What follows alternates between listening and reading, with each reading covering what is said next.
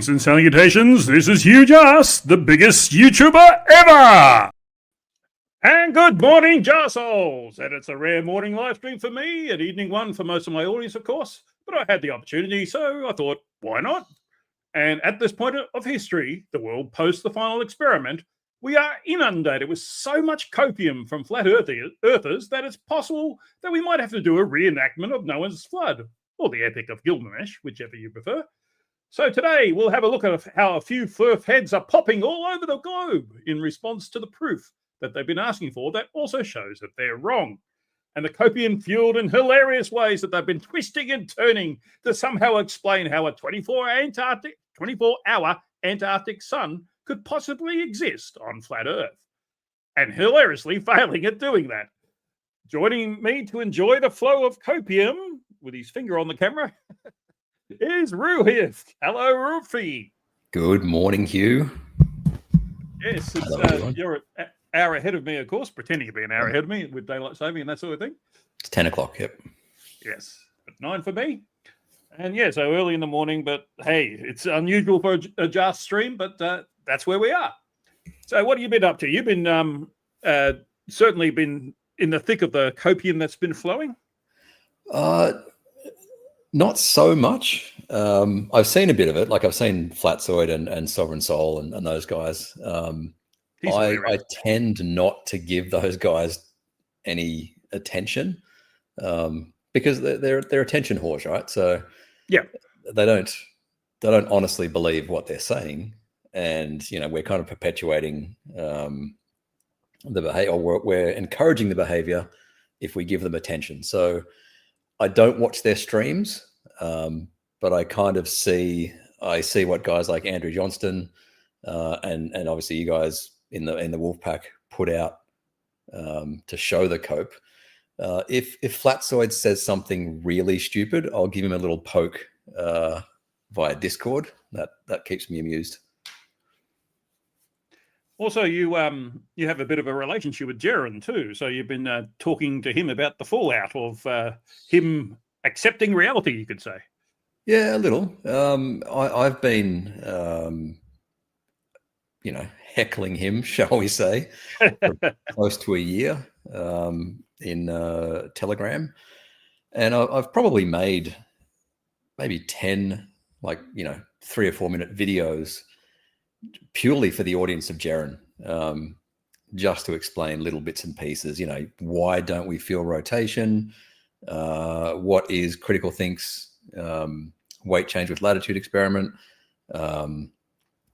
Surveying stuff, horizon dip, those sort of things. I've made just these, off the cuff kind of 3 or 4 minute explanations for Jaren, and I don't know. Hopefully they helped over the last few months. I did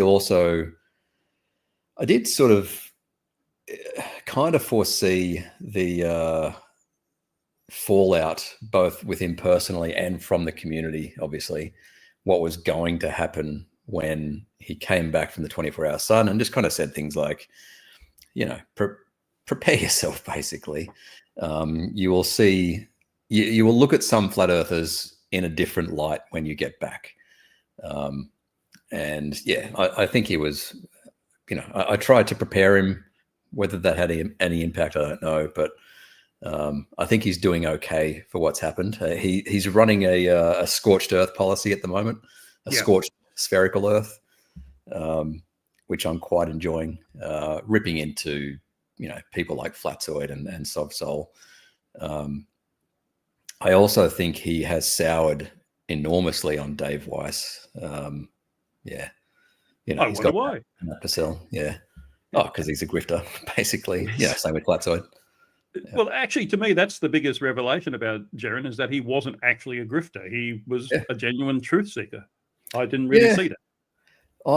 It was probably a year ago when I sort of switched to that as well. Like that I thought he was being honest. I think once, I don't know the details of the interesting experiment, but he did explain the details to FTFE and I think MC Toon, and how he was sort of misrepresented during that. So I take FDFE's word that it's been explained and it was misrepresented in the documentary. And I do see that experiment as a genuine attempt at, trying to find curvature or lack thereof. So yeah, like I have come to think of him as probably one of the only honest flat earthers. And, honest is a relative term, of course. Well, the catchphrase, got a light of flerf. If you're not a liar, you can't be a flerf. So he is not a liar. Now he's not a flerf. And the people that flerfs lie to the most are themselves. Yeah. Anyway, I'm sure we'll see lots of that in the videos we're going to have a look at today. Yes. You've got a hard stop in an hour, so we've already spent 8 minutes of that. We might not get into everything. I wouldn't actually. One of the reasons I sort of wanted to get you on was you did a really good video, and maybe we'll have a chance to have a look at that. We'll see how we go. And I want to talk more about Jaren later on, but we can do that later. The first one I want to have a look at is the copium coming out of Level Earth Observer. There's 2 videos that he's done, quite short ones. I'm going to run them at 1.5. Let me share that. There we go. Everyone can see that, I hope. Yes, good. All right. So let's have a listen to, well, as Level Earth Observer himself would say, let's have a listen. The psychology of the final experiment. Now, let's be fair. This was rolled out and delivered almost like it was. 1 second. I thought I had set it to 1.5. There we go. A psychological operation. Oh, sorry. One more thing, folks. I don't have access to the comments at the moment, except in a very limited way. One of my screens is down. So, yeah, forgive me if I'm not paying attention to you too much, but I will have a look as the videos play. All right, I'll try and monitor the comments. I've seen a few people walk away off the back of this final experiment. Plenty of psychological tricks at play, gaslighting being just one of them. And they're now coming from, in the eyes of the naive, an unlikely direction, as we're about to see. Bear with me. Now, I was made aware of this clip last night, and, well, the clip kind of speaks for itself. If you are a flat earther, or in the flat earth, or following flat earthers, I'm just telling you, I've been in this for 10 years. It's going nowhere. Again, if you want to remain here for 10 years and get nowhere, you're in the right spot. Just be a flat earth. You will get nowhere. You will accomplish nothing. You'll lose more friends. You'll lose more family. The stupidity of flat earthers. You can't really argue with Jaren on that, can you? Flat earth has gone nowhere. Yeah, and the impact it's had on people's families, like people have gotten divorced and, not had custody of their children taken from them, but, the children have gone to the mother because of the breakdown in the relationship due to flat earth. It's pretty hectic. And at least 2 that I'm aware of died during COVID because of their conspiratorial mindset, made them refuse to get any medical interventions that could have helped them. Speaker 1. Yeah. Yeah, and Flat Earth Fokker is the other one I was thinking. Yeah, he died of a drug overdose, didn't he? Basically. Well, no, he did a live stream about 3 weeks before he died and showed he definitely had COVID. So. Oh, he did. But then I hit up one of the reporters in Canada. Can you get a hold of the death, cause of death kind of thing? And he had a huge amount of drugs in his system when he died. I think he died with COVID. It only came out recently. Like he died in 2021, wasn't it? And the sort of reasons for death only came out, 6 months to a year ago. So it was a long time between. But yeah, he was. I would say that he died of drug overdose, basically. Possibly, yeah. Yeah, and it's complicated by COVID, probably. And it's a shame because he's. So Rob Skiba was a grifter, so you sort of don't really feel too bad for him in that sense. It's always a tragedy that someone dies, but in terms of dying due to your own stupidity, that's another thing. Flat Earth Fokker, I thought, was just like a misled fool. He wasn't really trying to grift or anything. He was just saying, "Oh, I believe this is true." I want people to listen to me. Yeah. To me, the term grifter does include people that don't necessarily do it for money. Like Rob Skiba didn't do it for money. He did it for internet clout, right? Like he wanted to be known. So I do consider him a grifter, but then I think, does the term grifter apply to someone who earnestly believes what they're saying? He was a big religious flerf, so I don't know. Once you're in that sort of deep into that religious mindset, you know, you can lie to yourself pretty easily. So yeah, whether he believed it, I don't know. And it's a little bit more complex because I know in Australia the religious mindset is different to the one in America. So when we talk about it, we're talking more about the American religious mindset, which has been something that's been happening for 200-300 years, and lots of little sects and things like that. Yeah, basically fundamentalist, creationist kind of things. Yeah. Anyway, which we can talk about as well. We can talk about creationism today. Yes, I think we might leave that for another live stream, though. Yeah, cool. Yeah, we'll never get through this. Go. Yes, I do like what Jaren just said after this. The stupidity of flat earthers is astounding. The stupidity of flat earthers is astounding. Yeah, can't disagree with that. Yeah. Anyway, let's keep going. Yeah. A gaslighting from a character that pushed a belief system and concepts at the expense of what's physically true. And as a result of that, look at the mess now caused by allowing so-called personalities who are representatives of the truth to push their beliefs and concepts at the expense of what's physically true. Look at the mess. Now What does he mean by personalities? He's talking about Jaren and Whitsett. Yeah, but look at the mess. Like that was the whole point, I reckon, from Will Duffy, is like this has really separated the men from the boys, you know, wheat from the chaff kind of thing. I have a litmus test at the moment, well, probably forever now, as to who I will accept a debate from. The question is, do they accept that there is a 24-hour sun in Antarctica? If they say no, not worth my time to speak to. Yep. That was the whole point. They can't deny it anymore. It was there, and they know they can go to Antarctica and won't be turned around by armed penguins or anything like that. I mean, how much bullshit do we have to cut through before they start waking up? It's amazing. Oh, that's kind of what I said at the start, is that I'm not giving any attention to people that deny the 24-hour sun because, like I said, you know, case in point, Flatzoid, attention whore. So I'm not going to give him the attention when he's just saying stupid shit. Yeah. I'll just jab him. I'll just jab him on Discord when he says something absolutely absurd. His stupid shit is funny though. It is. I laugh at him. He's he's not happy about it though. Yes, I've got an upcoming video. It's titled "Flatzoid and the Dumb." Sorry, for Catzoid.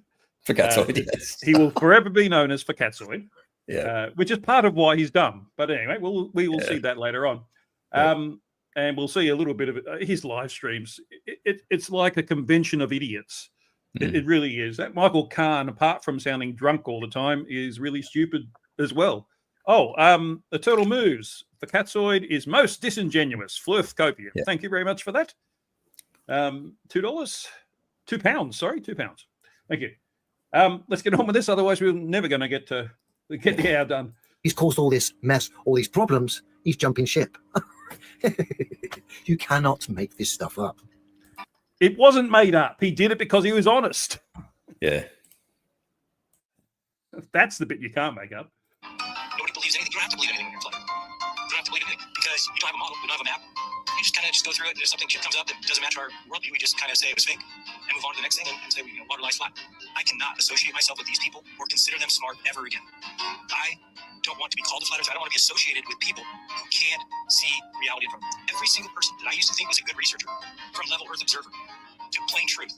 So you mentioned Elio specifically there? To you name it. They all turned out to be trash. Bit harsh, isn't it, young Jaren? Now, psychology of the final experiment. Sorry, I clicked on the wrong thing. Damn it. I hate it when that happens. Where is it up to? It was about there, wasn't it? Yeah. Bit harsh, a bit young Jaren. Oh, my goodness, Roohif. Who is that hot hunk of man meat on stream? That's me. What? Thank you, Roohif. Oh, you're pretty hot too. Oh, yeah. Not sure I'd turn gay for you, but pretty close. Yeah. How about that? I'd turn gay for me. Well, you'd have to, wouldn't you? Yes. On a nightly basis. Anyway, continue. Ooh, but you're married. You don't have to. Oh, anyway, Yeah, no, let's not get into that. All turned out to be trash. Harsh in it, young Jaron? Nope. No, well, the reason you'll be saying that is because the people you've just reeled out there have been highlighting the obvious problems associated with the final experiment. I wonder, of course, you didn't No, he listed out all the obvious problems with flat Earth, which you are refusing to address, Leo. Yeah. articulate where the trash research had come from. You didn't address any of it. No. You just tried to put people down, a group of people who usually... He addressed it by seeing the 24-hour sun in Antarctica. You would be thanking for their skepticism, should we say. But no, because you're attached to this final experiment. You take great offense to it, even though the things that have been highlighted are of great concern. So the What things does he think have been highlighted? I guess he's talking about Vapegate because he's done 2 videos on that. As if that changes anything. Yeah. Well, it shows that Whitsett is deceitful, that's all. Yeah, Whitsett was trying to hide his vaping from his wife. That's all it showed. That was pretty funny. In fact, it was quite... Oh, yeah, go on. Now I've got to hold this fucking show myself. Whitsett... Well, sorry, Flatzoid called out Whitsett for vaping between the shed at the halfway point and the laptop camera, and then breathed out, right? Flatzoid called him out on that as if he vaped between there and there. But at the time, Flatzoid didn't have the evidence, right? Because we didn't have the real-time 24-hour 360 camera. As it turned out, Whitsett did actually vape between the house and the camera, but Flatzoid called him out with insufficient evidence. So broken clock is correct, twice a day. Where is the huge ass? He's left me by myself. Come on, champion. What can I talk about? I can show my Flatzoid derp. Give me a second. I'll share my Discord screen. Actually, I'll one sec. Am I able to share without Hugh being here? Present. Okay. Right. Slides and PDF. You there? I am. I'm not sure what happened there. That's never happened to me before. There you go. I'm running the show now. Oh, what are you showing? Oh, I've got to add it to the stage. Oh, so I can't share while you're not here. No, you're sharing now.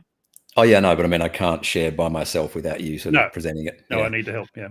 Okay. So apologies for the interruption, but I'm back. That's right. And apologies for that too, being back. Leave me by myself. Yeah, like I said, I give Flatzoid a bit of a poke in Discord without giving him any views or attention in that way. He is somehow saying that he can't see the South Celestial Pole from his place in South Africa.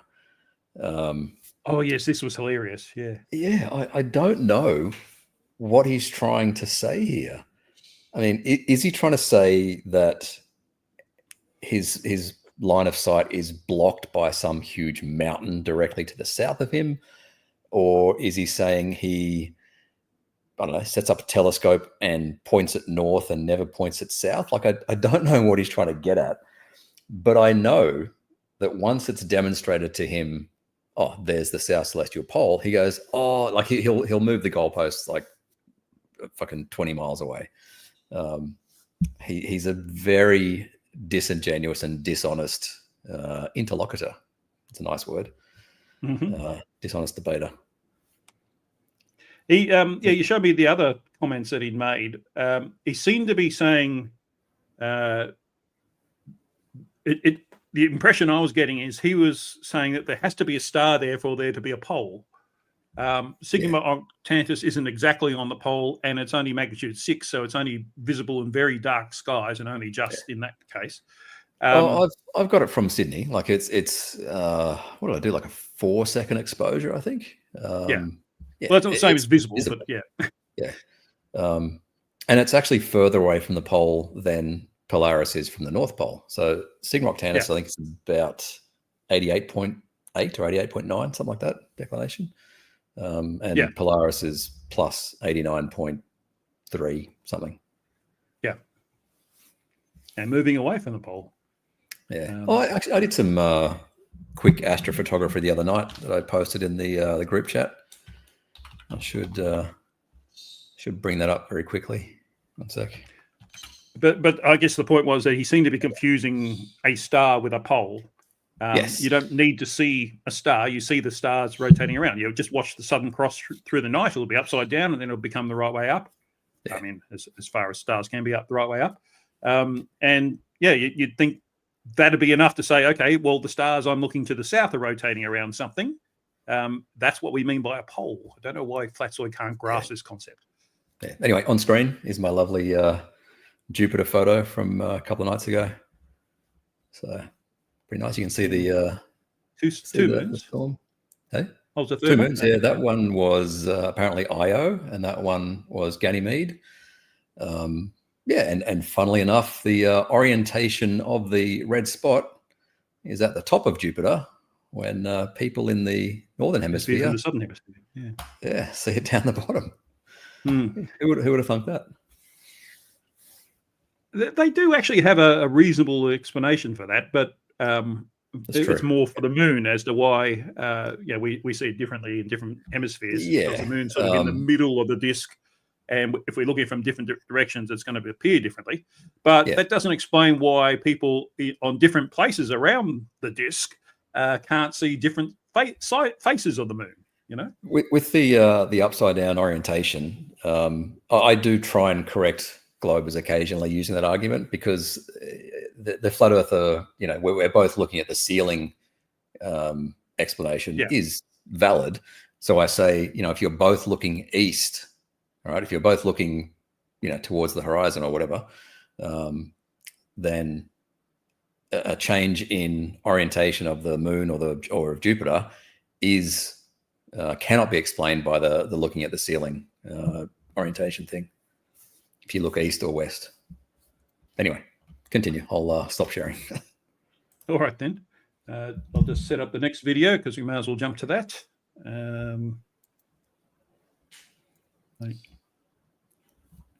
Yes.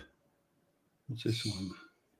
So this is one of he's done many, many videos on the final experiment. So I've just picked two short ones so that we can have a chat about them. Otherwise, we'll be here forever. Yeah, Elio, yeah. Yeah, for someone that doesn't care about the implications of it, it certainly makes a few videos. Yep, we got the speed right. So let's have a listen to this one. Who still believes the Earth is a ball? Well, if you do, unfortunately, I'm going to destroy that belief system of yours today with two short clips.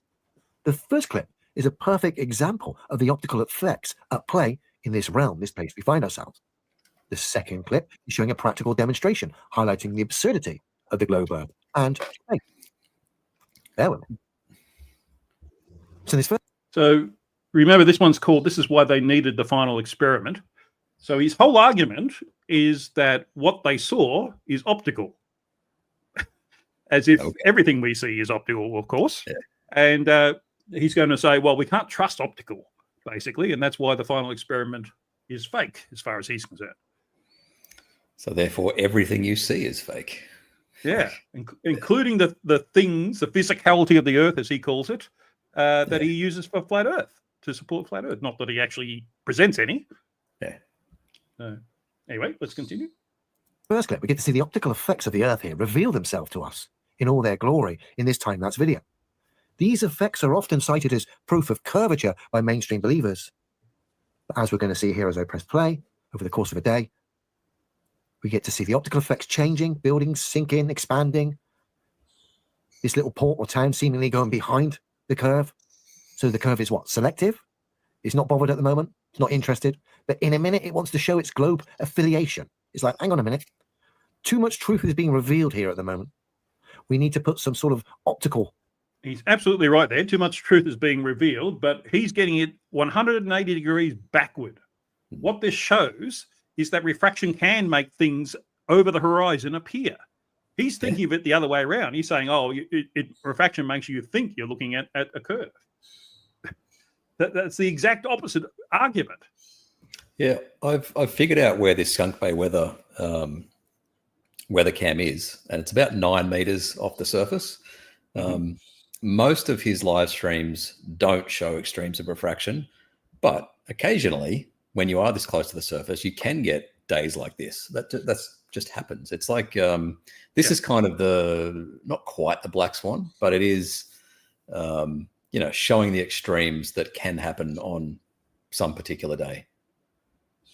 Yeah, and that's all you need to be able to understand why you can see Chicago from wherever it was. Even though the calculations suggest you shouldn't be able to. So. You should be able to see most of the tops of the tallest buildings. There's the amount of refraction needed to see what we do see is not that much higher than standard refraction.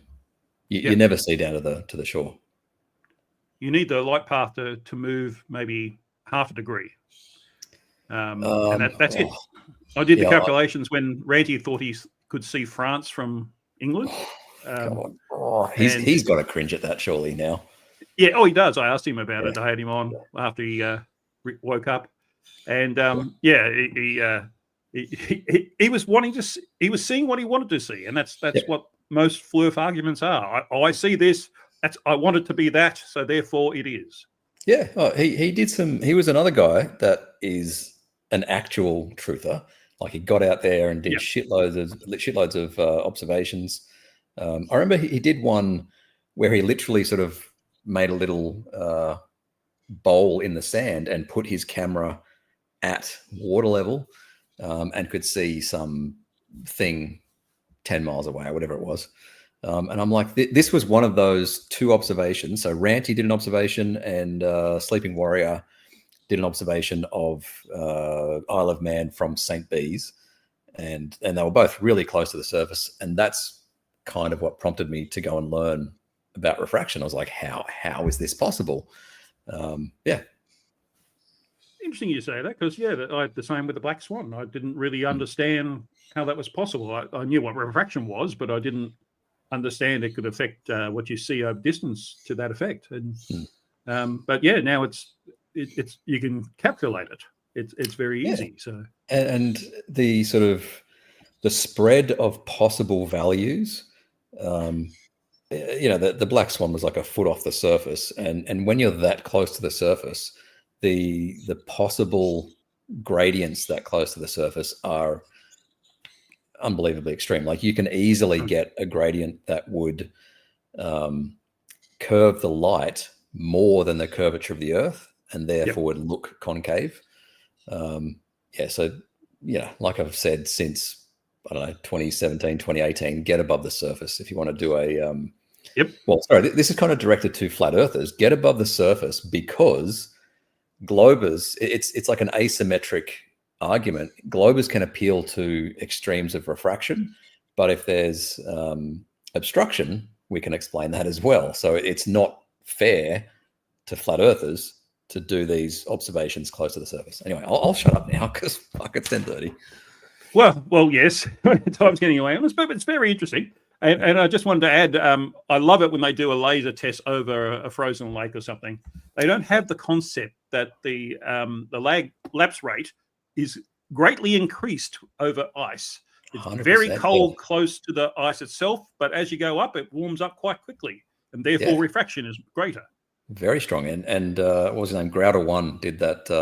Those 3 or 4 lights, the green, yellow, red lights over ice, and I'm like, this is perfect conditions for extreme refraction. So whenever I see those memes saying, flat earthers tested it over 30 miles over ice, do it from maybe, I don't know, 50 meters up. Would that be enough? And spot something 100 kilometers away.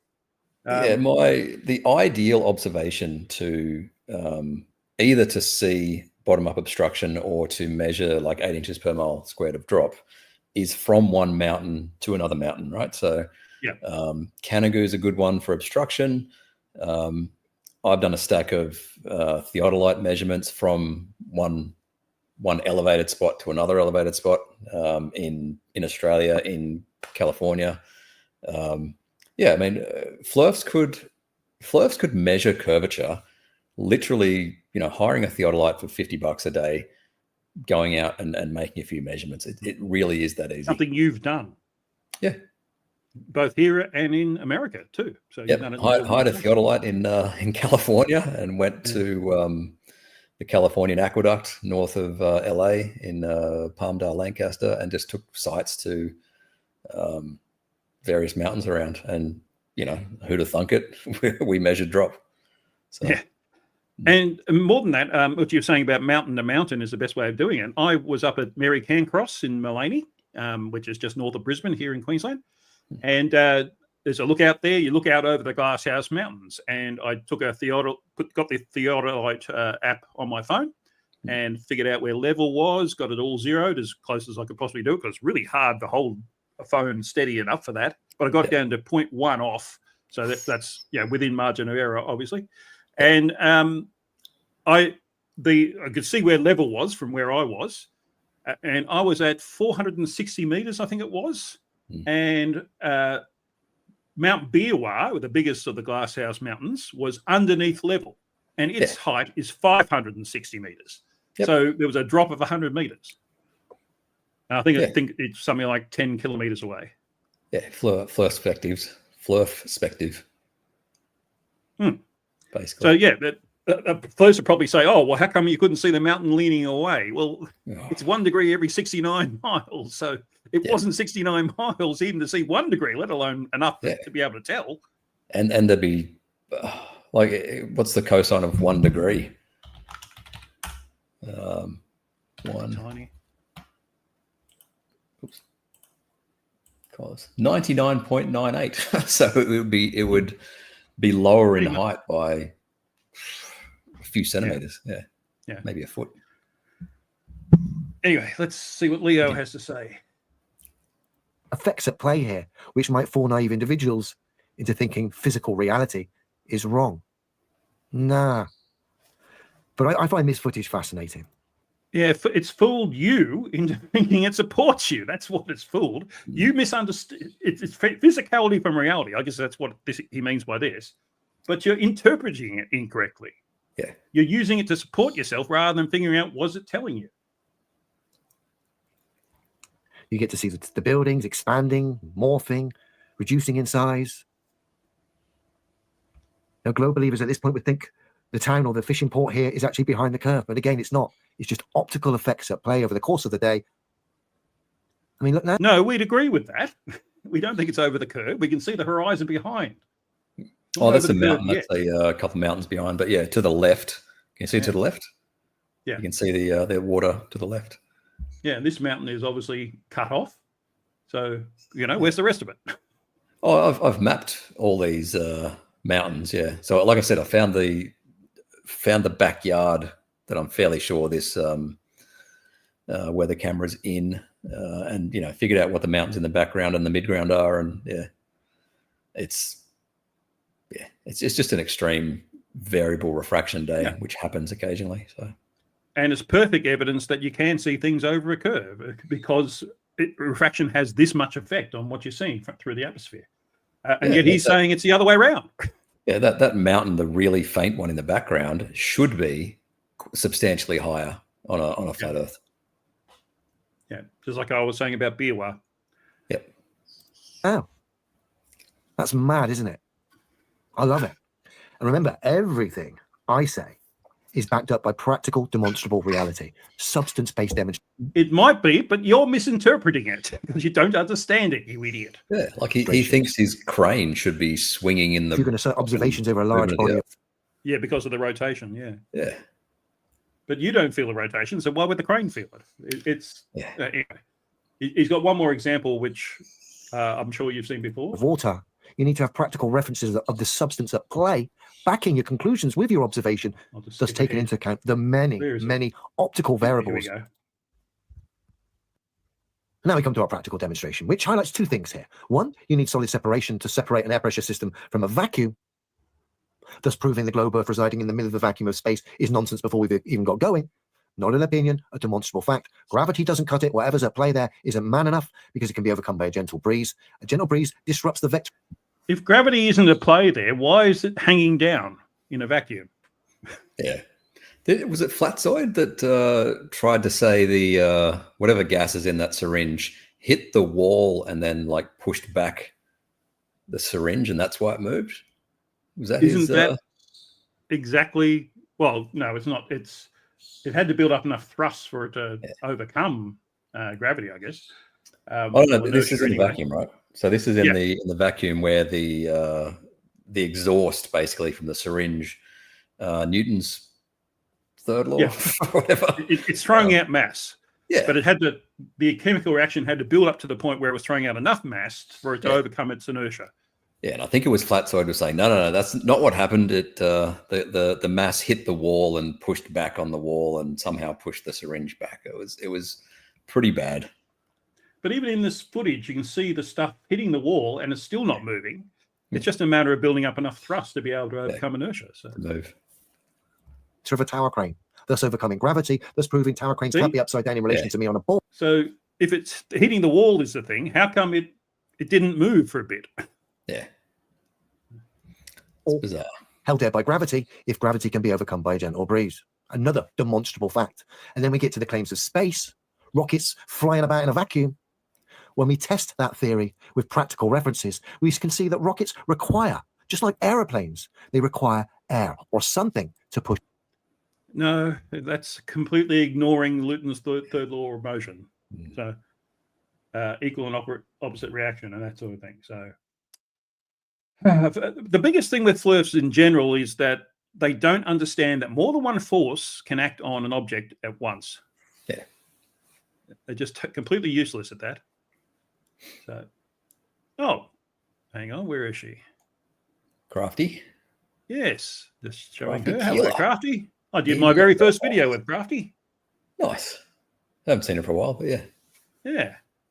I believe she's a mum now, so congratulations on that, although I think it was a while ago now. But I haven't really spoken to her for a little while, so it's good to see you. Push off. Sorry to inflict Because little this Earth rocket in the observer vacuum on you. chamber doesn't move until it starts to push off the walls of the chamber, and then it can get some momentum. But up until that point in time, with no air in the chamber, it's got nothing to push off. So rockets in space don't have walls to push off. Therefore, there are no rockets in the vacuum of space because they would not be able to fly about and coordinate themselves. They wouldn't have any navigation. They wouldn't have any propulsion. It would just be a spinning pantomime of silliness. And of course, Leo's never tested this himself. Hello, we got an incoming comment. Oops.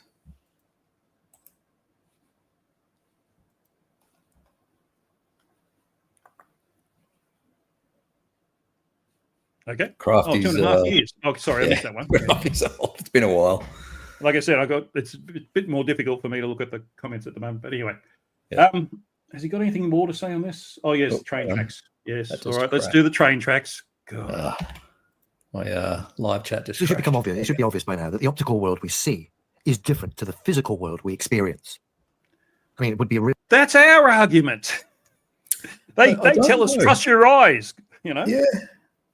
These crepuscular rays thing. I don't understand how they keep giving us, the reason we see this or that is perspective, but they struggle to apply it to crepuscular rays. Like you see crepuscular rays, you ask them, are railroad tracks parallel? Say yes. Do they appear to converge? Like the mental block that they have is fascinating. It is, but it's also simple because they don't want to understand. They rather have their fantasy. I've got a great photo. Yeah, I've got a great photo which I'm always posting on Facebook where it's a picture of the sun coming through some Venetian blinds, and the rays look like from the angle, it look like they're spread out, but of course they're coming through parallel. But by flerf logic, the sun is right outside the window. I'm surprised the curtains haven't gone up in flames. Yeah, there's that. Whether it's a conscious desire to not be challenged, but they reject out of hand. Like I'm currently in a conversation currently commenting on P Brain's video So I inserted myself into P-Brain's conversation with Critical Think about the rotation, kind of explaining that the oblateness of the Earth is caused by the rotation, and it is an equilibrium point, right? Such that if you had like a frictionless ball on the surface, then on a perfect sphere, there would be a force towards the equator, but that force is balanced by the oblateness of the Earth. And I've had probably 10 or 15 comments back and forth, and I said, hey, P-Brain, I've made a video about this, explaining it visually. Have you watched it? And he has not replied to say that he has watched it. So there is a block when he kind of knows that there's information that would challenge his understanding of things. And I think that applies to a lot of flat earthers. That they kind of have some little cognitive dissonance explosion happens in their brain, and they get a little snap of fear. It's like, oh shit, if I watch that, I might be wrong, so I won't watch that. Mm-hmm. Randy said as much when he saw the light. He said that they just don't watch debunks because they don't want to break their fantasy. Yep. And mind you, it works the other way too. I have a block over flatsoid streams, but because I'd go stark raving mad if I watch them because they're so dumb, and they're always the same dumb arguments. So why bother? It's the same thing all the time. Yeah. Oh, he's just dishonest. I mean, the last time that I went on Flatsoid's channel, probably 2 years ago now, something like that, to do a demonstration of celestial navigation using the AE map. So getting 3 sites to stars, plotting circles, and then seeing where the circles intersect. First of all, the circles did not intersect, so we kind of had to choose some kind of midpoint. And that midpoint, I think, was something like 540 kilometers away from the actual location where the sites were taken. And Flatsoid, in an epic goalpost shift, said, see, celestial navigation works on a flat Earth. I was like, come on, dude. Yeah. So I kind of... Yeah. Go on. Oh, no, I kind of dismissed Flatsoid after that. He is a waste of space. I until my last video, which did very well. Thank you to everyone, and welcome to all my new subscribers who joined because of that video. I've tried to avoid Flatsoid because it's just a waste of time, as you've explained. But he was so hilarious in that one, I just had to do that video. And I just said that I have a block on watching Flatsoid's videos, but this bit was pointed out to me, so I'm going to show this from one of his live streams. The Council of Dumb. Oh, yeah, he's got some stupid people on the panel. Wow. Islands that are not on maps. They literally don't place them on maps. For what reason would that be? That's my question. So no evidence, just say it, It must be true because he says it. I also removed the ice wall version of Antarctica, as there was no ice wall when we flew to Antarctica. You were on a peninsula. You were on part of a peninsula. You hadn't even got to the ice wall, brother. Exactly. Like their flight projection was through that peninsula. They didn't even go around the ice wall or go even fly near the ice wall. They went right into the supposed continent. That was another. So he knows where the ice wall is. That's interesting. Why hasn't he told anyone? There are ice shelves, right? Like there are big cliffs of ice, but I'm not sure that's what flerfs mean when they say the ice wall. They show pictures of it as the ice wall, but it's not the ice wall. Yeah, I mean, there are plenty of places where you can get onto the land quite easily. I don't know how much ice shelf, like ice cliff ice shelf is around, but yeah. But yes, the reason I've stopped, I'm an hour into this one is because of what comes up next. So we'll see. The thing, both of those guys said on the continent, Jaron and Whitsitt. They said continent. But maybe Mr. Duffy doesn't do his homework like he claims to do. Union Glacier is a glacier. It's not Antarctica. Right. Oh, flatsoid. Can you believe he said that? And he says it in such a condescending way, and I have secondhand embarrassment. I cringe when he says shit like that. It's like when he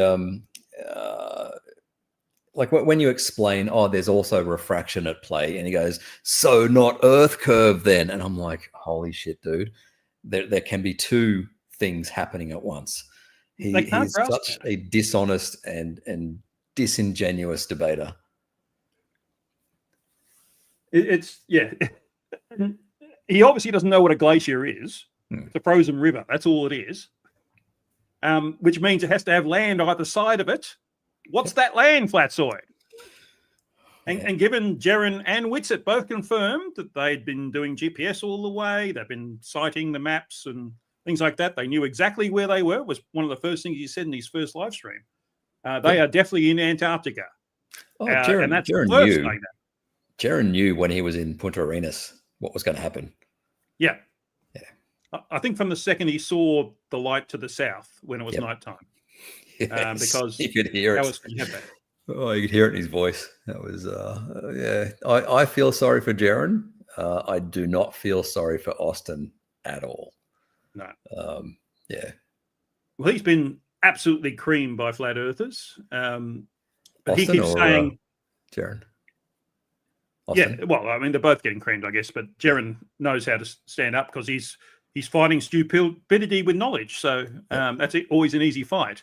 But Whitsett, he's saying, oh, no, okay, well, I thought there wasn't a 24-hour sun, but now I know there is, but it still means that there's a flat Earth. Yep.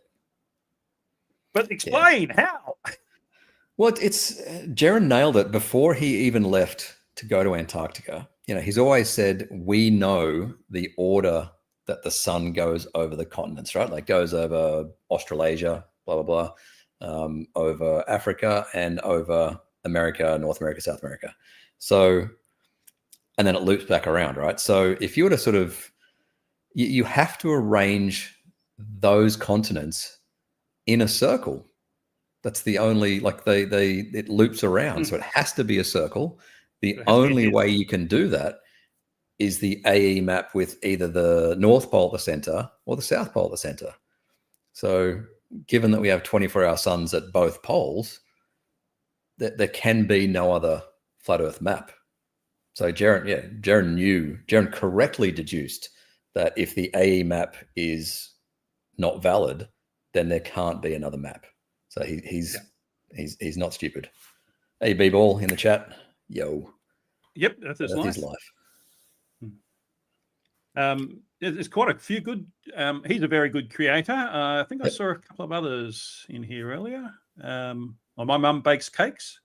Yep. He does pretty good. Lots of on the final experiment as well. Or this Roohif fella, he's not too bad. Yeah. So my mum bakes cakes. Has done a couple of live streams recently as well. Yeah. My mum bakes cakes. But he doesn't have that accent. He's from Adelaide. I know, right? It's just a very British thing. Yeah, it sounds like a Northern England way of saying it. Sounds funny. We got a few more minutes. Let's let Flatsoid derp away and see what he comes up with next after telling us that Union Glacier is not in Antarctica. It's ice. You're on a glacier. You're on a big block of ice. Within like mountains. A giant plateau. You have to go deeper to reach Antarctica, actually. They claim it part of Antarctica, but it's just the outer edges, how can I put it? The stoop. The stoop? I guess that's an Afrikaans probably word. Afrikaans word. Yeah, I don't know. But Union Glacier is 700 kilometers from the coast. Yeah. It's not. Does he think it's like, they go windsurfing or something from Union Glacier? It's like a mile deep or something. Isn't the glacier like some ridiculous depth? Yeah. Yeah. I mean, anywhere, you've probably been to to Europe, and they've got U-shaped valleys, especially in the Alps. They're all former glaciers. Right. And that's the way a glacier works. It sort of grinds out all the dirt and leaves a U-shape behind when the ice age ended. Yeah. So anyway, see, he's he's rewarded me. I haven't seen this bit, so he's rewarded me with derp so far. So let's see what other derp he can give me. The shoreline. Yeah, the shoreline, the ice. Yeah. It's not actually the land. So what was Mount Rossman that featured greatly in all the TFE images? Yeah. Is that not land? Yeah. I don't know. You got to wonder what goes on in Flatsoid in his head, how Not much much. he believes the bullshit that he says. I think it's become part of his identity. That's the problem. Yeah. The guy is numpty. What's this on screen, by the way? Looks like ice walls to me. Yeah, there's Yeah. tons of those. They're blocks of ice. That doesn't make them ice walls. Yeah. I got a video of a guy seeing it for the first time too, somewhere. Wow. It's quite cool. Yeah, What's didn't up? Clark chart 400 miles of ice wall on his first leg of his journey? Mm-hmm. Yes, Pretty odd. there's no ice wall though. No. But every one of these images shows maybe what, a couple of 100 meters at most, which is hardly a wall that stretches right around a continent, especially the 160,000 kilometers that it'd have to be to hold in the ocean. Yes. So how is this evidence of anything other than the end of a glacier or an ice shelf like the Ross ice shelf? I wouldn't see it as evidence even if the entire coastline was cliffs of ice. Like it's just not an argument, really. Yeah. And you'd have to say, well, if it's holding in the water, what's causing the water to want to flow out? That's what you've got to figure out first, I would have thought. Where would it go? Yeah. And then you could test that. Yeah. Anyway, 9:53. So what I might do is I'll stop this. There was something else I wanted to show you, which is Flatsoid related, unfortunately. Did I leave it? Oh, sorry, Critical Thinks. Critical Thinks experiment where Flatsoid said, "Why isn't he calibrating the scales at every location?" Oh, that's hilarious. Yeah. Oh, straight over his head. He just doesn't understand what the experiment's about. Yeah, He's an idiot. I tried in Discord chat, but holy shit. I do want to show you this. It's about Flatsoid, but it's from a channel. It's a fairly small channel called Eduardo Iguerazu. Yeah, you'll see it at the bottom. It's actually a guy called Andrew. I forget his name. I'm sorry. Andrew Johnson. But he's a very good creator. He puts out lots of good stuff. So go and give him a subscribe and a like if you like. But have a look at this. Fellow Aussie. Yeah, he's from Adelaide, I think, too. I thought it was in Melbourne. Hang on. It could be from Adelaide. Yeah. He's done some live streams wandering around Adelaide. So yeah. Let's make that big again and go. Let's put it to physics.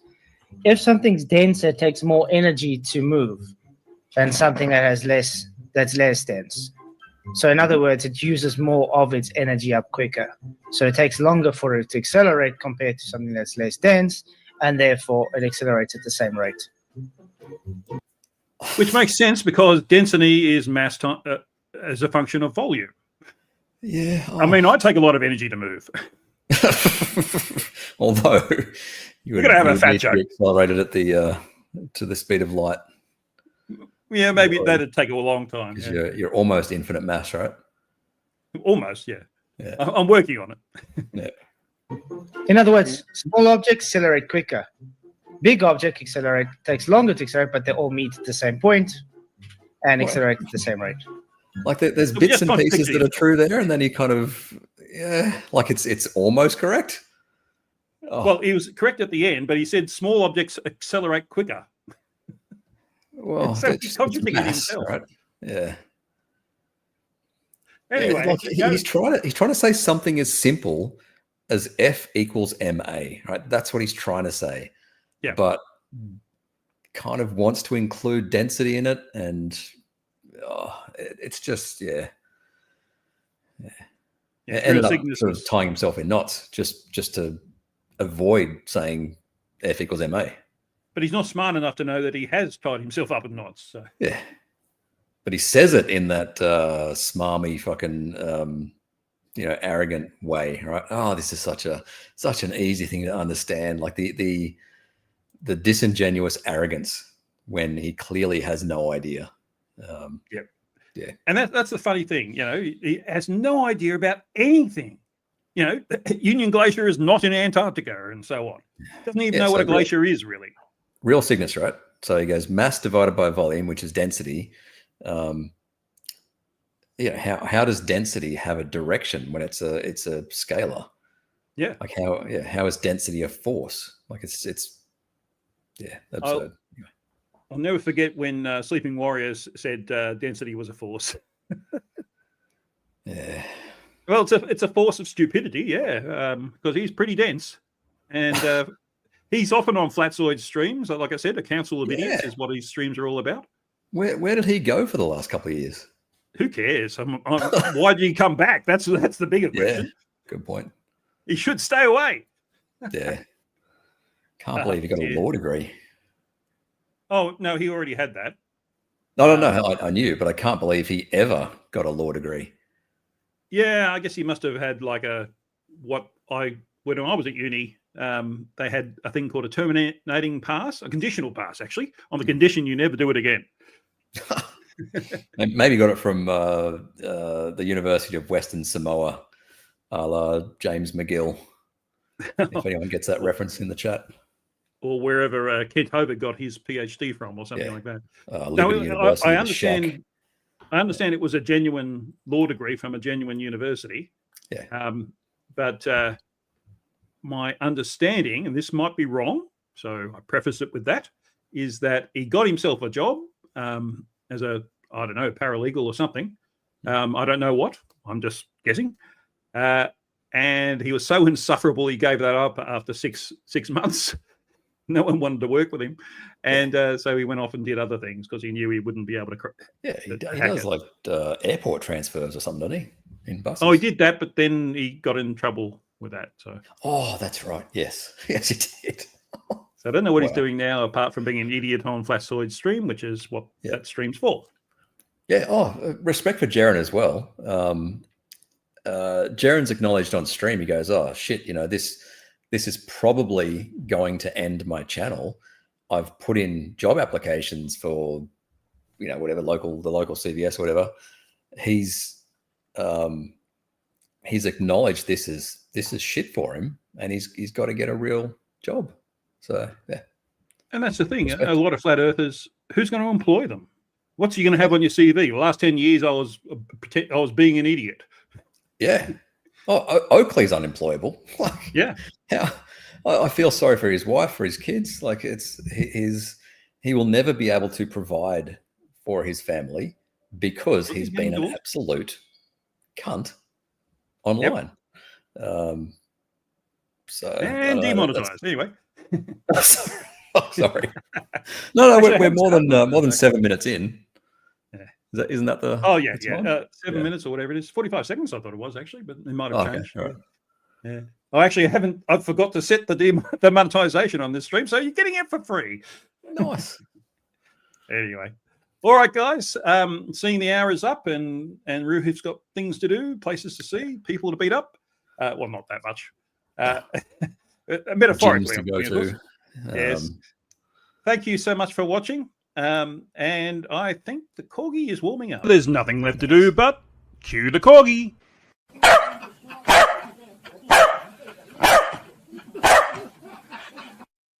There's nothing left to do but cue the corgi.